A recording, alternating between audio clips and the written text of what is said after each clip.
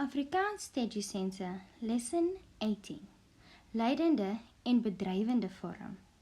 Passive and active voice. We follow the same rules and format as in English. The active voice has the subject, verb, and object. Present tense, the boy kicks the ball. Past tense, the boy kicked the ball. Future tense, the boy will kick the ball. Bedrywende vorm has the subject, verb 1, the object, and then verb 2. Present tense, die seun skop die bal. Past tense, die seun het die bal geskop. Future tense, die seun sal die bal skop. Passive voice. First the object, verb, and subject. Present tense, the ball is kicked by the boy. Past tense, the ball was kicked by the boy. Future tense, the ball will be kicked by the boy. Lydende vorm has the object, verb 1, subject, and then verb 2. Present tense, die bal word deur die seun geskop. Past tense, die bal is deur die seun geskop. In future tense, die bal sal deur die seun geskop word.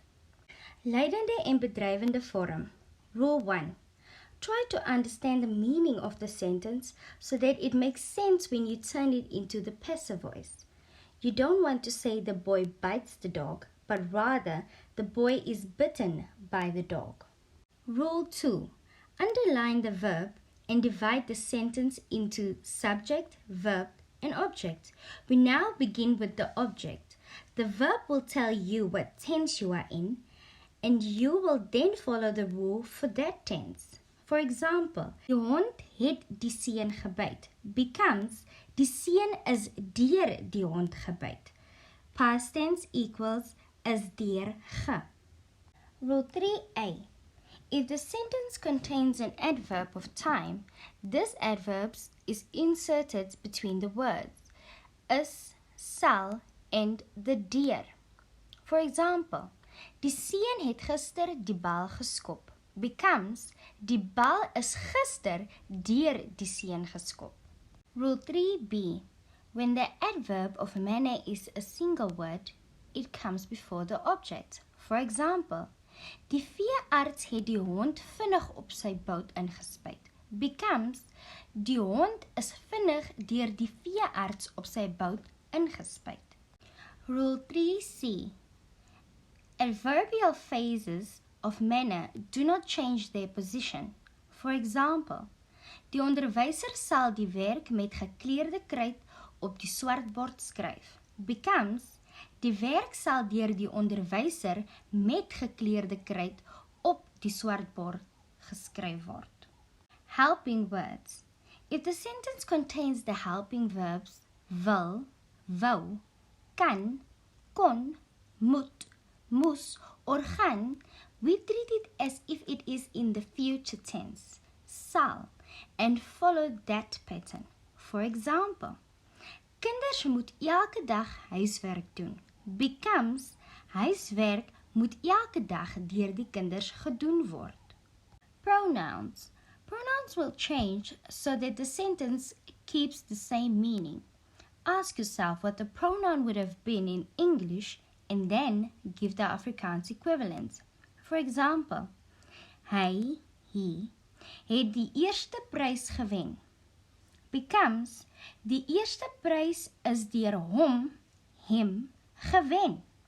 Command. If the sentence contains a command, we use moet, meaning must. For example, lees die boek becomes die boek moet gelees word. If there is no subject, the word daar is used when there is no subject. For example, doen huiswerk becomes daar moet huiswerk gedoen word or huiswerk moet gedoen word. Slaap becomes daar moet geslaap word. Handling questions. A question is handled as follows. Wie koop die brood? Toe, deur wie word die brood gekoop? Wie het die brood gekoop? Toe, deur wie is die brood gekoop?